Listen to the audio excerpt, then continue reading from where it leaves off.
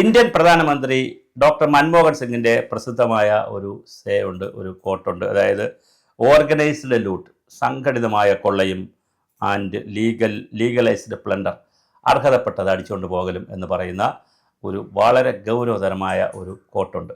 ഈ കോട്ടിനെ അനുസ്മരിപ്പിക്കുന്ന വിധത്തിൽ 5 ദിവസത്തെ പഞ്ചദിന സത്യാഗ്രഹം സെക്രട്ടേറിയറ്റ് നടയിൽ നടക്കുകയാണ്. അവസാനം NGO അസോസിയേഷന് കേരള NGO അസോസിയേഷന് നേരം വെളുത്തു. നമ്മൾ പല വീഡിയോയും ചെയ്തിട്ടുണ്ട്. ഇവരെവിടെ പോയി ഉറങ്ങിക്കിടക്കുന്നു, ഇവരൊരു ചെറിയ ബാഡ്ജും കുത്തി, കറുത്ത ബാഡ്ജോ കുത്തി, അല്ലെങ്കിൽ ചെറിയൊരു കൊടിയും പിടിച്ച് തെക്ക് വടക്ക് നടക്കുന്നതല്ലാതെ എന്തുകൊണ്ട് അവർക്ക് കിട്ടാത്ത ക്ഷാമബത്ത DA കിട്ടുന്നില്ല, എത്രയോ കാലമായി DA കിട്ടുന്നില്ല, ശമ്പള പരിഷ്കരണം എന്ന് വരുമെന്നറിയില്ല, ലീവ് സറണ്ടർ എന്നോ സറണ്ടർ ആയിപ്പോയി, ഇനി അത് കിട്ടാനൊന്നും പോണില്ല. അതിൻ്റെ കാര്യങ്ങൾ മെഡിസപ്പ് എന്ന് പറഞ്ഞാൽ ലോക ഉടായിപ്പാണ്.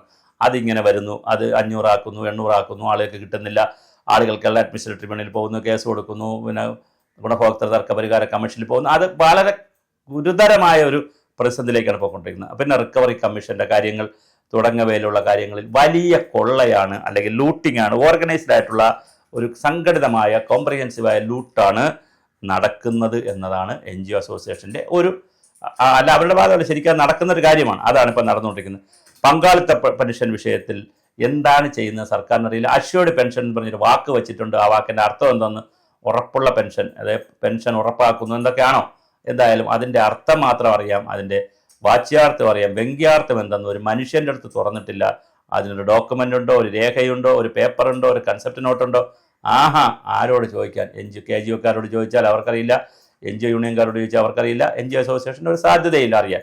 അങ്ങനെ പോകുന്നു. HBA CCA ആനുകൂല്യങ്ങൾ, സർവീസ് വെയിറ്റേജ് പലപ്പോഴും ഈ ഫ്രിഞ്ച് ബെനിഫിറ്റ് എന്നൊക്കെ പറയും പോലെ സർവീസ് വെയിറ്റേജ് കൊടുത്തുകൊണ്ടിരുന്നതാണ് പണ്ട് കാലത്ത്. ഇപ്പോൾ അങ്ങനെ സർവീസേ വേണ്ട, കരാറുകാർ മതി, പിന്നെന്തോന്ന് സർവീസ് വെയിറ്റേജ്, നിങ്ങളെ ആവശ്യമില്ല എന്ന് പറയുന്നത്. കാരണം സകല സ്ഥലത്തും പിൻവാതിലിലൂടെ, മുൻവാതിലിലൂടെ, അടിയിലൂടെ, മുകളിലൂടെ, അണ്ടർഗ്രൗണ്ടിലൂടെ ഓട് പൊളിച്ചു പല രൂപത്തിൽ ആളുകൾ വരുന്നു എന്നാണ് പറയുന്നത്. ഇപ്പോൾ സർക്കാർ സ്ഥാപനങ്ങളുടെ, ഗവേഷണ സ്ഥാപനങ്ങൾ, സയൻറ്റിഫിക് സ്ഥാപനങ്ങളിൽ, പ്രോജക്റ്റുകളിൽ വരുന്നവരുണ്ട്.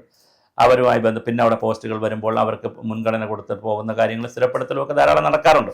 പക്ഷെ അല്ലാതെ തന്നെ ഈ നടക്കുന്ന കുറേ കാര്യങ്ങളോട് നടക്കുന്നു. ഇപ്പോൾ സ്ഥിരപ്പെടുത്തണോ വേണ്ട, ഒരാളിൻ്റെ ജോലി കളയണമെന്ന് നമുക്കില്ല. അതിപ്പം LDFൻ്റെ UDFൻ്റെ കാലത്തൊക്കെ നടക്കുന്നുണ്ട്. പക്ഷേ എന്തായാലും ഇത് നടക്കുന്നത് അതിനെ ചോദ്യം ചെയ്യലല്ല നമ്മുടെ വീഡിയോയുടെ ലക്ഷ്യം.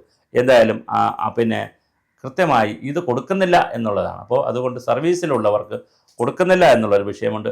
ആശ്രിത നിയമനത്തെ സംബന്ധിച്ചും വലിയ കൺഫ്യൂഷൻസാണ് നടന്നുകൊണ്ടിരിക്കുന്നത്. അതിൽ അവസാനം ഒരു ഉത്തരവ് ഇറങ്ങിയത് ജനറൽ അഡ്മിനിസ്ട്രേഷനിൽ നിന്ന് ഇറങ്ങിയത്, എവിടെ വേക്കൻസി ഉണ്ടെങ്കിൽ, ഇപ്പോൾ ഒരു ഓഫീസിൽ, വില്ലേജ് ഓഫീസിൽ ഇരുന്ന ഒരാൾ വില്ലേജ് ഓഫീസർ മരിച്ചാൽ അയാളുടെ മകനോ മകൾക്കോ വേറെ എവിടെ ഉണ്ടെങ്കിലും, കോമൺ പൂളിൽ എവിടെ ഉണ്ടെങ്കിലും ജോലി കൊടുക്കണമെന്നൊക്കെ പറഞ്ഞ് ഉത്തരവൊക്കെ ഇറങ്ങിയെങ്കിൽ ഇതൊന്നും ആരും പാലിക്കുന്നില്ല, കോമൺ പൂൾ നോക്കുന്നില്ല. അതുകൊണ്ട് തന്നെ ആശ്രിത നിയമനം ഒരു വല്ലാത്തൊരു രീതിയിലേക്ക് പോകുന്നു.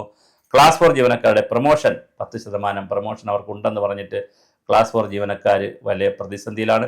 അവർക്ക് അങ്ങനെ പ്രൊമോഷനൊന്നും കിട്ടുന്നില്ല. അങ്ങനെ തുടങ്ങി വളരെ വലിയ രീതിയിലുള്ള കാര്യങ്ങളാണ് കേരള NGO അസോസിയേഷൻ വെച്ചിരിക്കുന്നത്. അതിൻ്റെ ഭാഗമായി AM ജാഫർ ഖാൻ, അതിൻ്റെ പ്രസിഡൻറ്റും AP സുനിൽ, അതിൻ്റെ ജനറൽ സെക്രട്ടറി, ഒരു നോട്ടീസൊക്കെ ഇറക്കിയിട്ടുണ്ട്.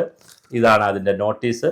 ഇത് ഞാൻ പറഞ്ഞല്ലോ, അവർക്ക് നേരം വെളുത്തു. അതിൻ്റെ താഴെ ഭാഗത്ത് അവർ കുറേ കാര്യങ്ങൾ പറയുന്നുണ്ട്. പഞ്ചദിന സത്യാഗ്രഹത്തിൽ തുടങ്ങി പണിമുടക്കിലേക്ക് നമ്മളെ വിരട്ടുകയാണ് കേട്ടോ.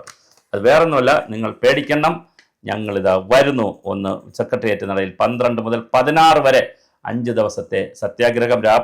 പകലായിരിക്കും, രാത്രി അവിടെ ആരുമില്ല. പിന്നെ ഏകദിന ഉപവാസം ജില്ലകളിൽ, അതിനെ കഴിഞ്ഞ് ജില്ലകളിൽ ജനുവരി 22-ന് എല്ലാ 14 ജില്ലകളിൽ ഏകദിന ഉപവാസം. ഇതെല്ലാം കൂടി മലയാളി താങ്ങുമോ? കുഴപ്പമില്ല, നടക്കട്ടെ, നമുക്ക് കാണാം.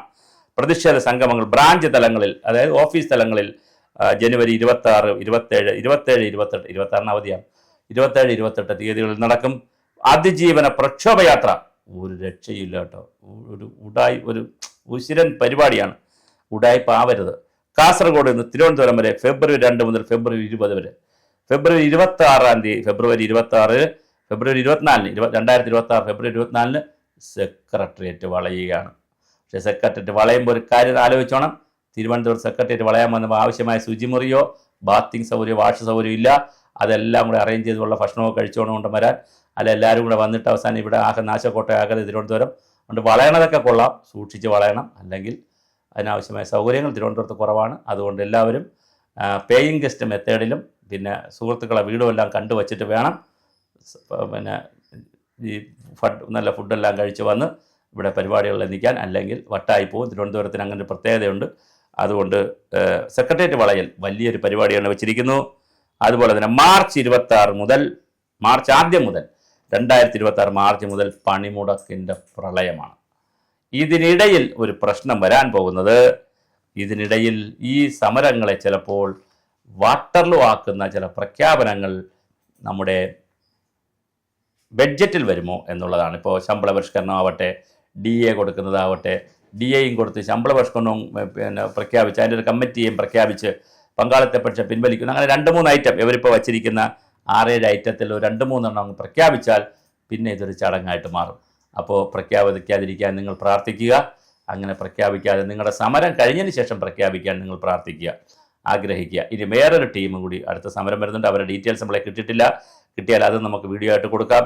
NGO, കേരള NGO പിന്നെ കേരള ഗസറ്റഡ് ഓഫീസേഴ്സ് അസോസിയേഷൻ ഉണ്ട്, കേരള NGO യൂണിയൻ ഉണ്ട്. ഇത് NGO അസോസിയേഷനാണ്. അപ്പോൾ അവരും സമരമൊക്കെ പ്രഖ്യാപിക്കുന്നുണ്ട്. അവരുടെ പ്രശ്നമെന്ന് പറഞ്ഞാൽ അവർ സമരം പ്രഖ്യാപിച്ചിട്ട് വേണം കിട്ടിയതെന്ന് അവർക്ക് പറയണം. ഇവർ സമരം പ്രഖ്യാപിച്ചിട്ടാണ് കിട്ടിയതെങ്കിൽ ഇവർക്കും പറയാം സമരം പ്രഖ്യാപിച്ചിട്ടാണ് നമുക്ക് കിട്ടിയത്. എന്തായാലും സെക്രട്ടേറിയറ്റ് നട കലുഷിതമാകാൻ അടുത്ത കുറേ ദിവസങ്ങളിൽ സെക്രട്ടേറിയറ്റ് നട കലുഷിതമാകാൻ സാധ്യതയുണ്ട്. നല്ല കച്ചവടം നടക്കും. അതിൻ്റെ നടയിലൊക്കെ ഒരുപാട് കടകളുണ്ട്, ജ്യൂസ് കട, പിന്നെ അതുപോലെ തന്നെ ഇതിൻ്റെ ഓറഞ്ച് കട, ഫ്രഷിൻ്റെ കടകളുണ്ട്, പിന്നെ ഹോട്ടലുകളുണ്ട്. ധാരാളം മസാല ദോശയും ബെറോട്ടയൊക്കെ പോവും. അപ്പോഴും വളരെ വലിയ സമരമാണ് നടക്കുന്നത്. എന്തായാലും NGO അസോസിയേഷൻ പഞ്ചദിന സമരങ്ങൾ തുടങ്ങി, അവർ സത്യാഗ്രഹത്തിൽ തുടങ്ങി പണിമുടക്കിലേക്ക് പോകുന്ന ജനുവരി, ഫെബ്രുവരി, മാർച്ച് മാസങ്ങളിൽ 3 മാസവും വലിയ സമരത്തിലേക്ക് പോകാനുള്ള പദ്ധതികളാണ് NGO അസോസിയേഷൻ തയ്യാറാക്കിയിരിക്കുന്നത്. ഈ പദ്ധതികളെ പിണറായി വിജയൻ 2-3 ഓർഡറിലൂടെ പൊളിക്കുമോ, അതുപോലെ ഡയസ് നോൺ പ്രഖ്യാപിക്കുമോ, എന്തെല്ലാം വരാനിരിക്കുന്നു കാണാൻ അറിയണം. എന്തായാലും അടുത്ത ഭരണം UDF ആണെന്നുള്ള ചില സൂചനകൾ വന്നിട്ടുണ്ട്. അതുകൊണ്ട് നിങ്ങൾ ഇപ്പോഴത്തെ NGO അസോസിയേഷൻകാർ, അത് കോൺഗ്രസ് ആഭിമുഖ്യമുള്ളൊരു സംഘടനയാണ്, നിങ്ങൾ സമരം ചെയ്യുക. പക്ഷേ എല്ലാം എഴുതി വച്ചേക്കുക. ഈ ഗവൺമെൻറ് കൊടുക്കാത്ത കാര്യങ്ങൾ അടുത്ത ഗവൺമെൻറ് ആദ്യം വരുമ്പോൾ ആദ്യത്തെ ക്യാബിനറ്റുകളിൽ തന്നെ നിങ്ങളുടെ കാര്യങ്ങൾ പ്രഖ്യാപിക്കാനുള്ള പണികൾ നിങ്ങൾ ചെയ്തു വയ്ക്കുക.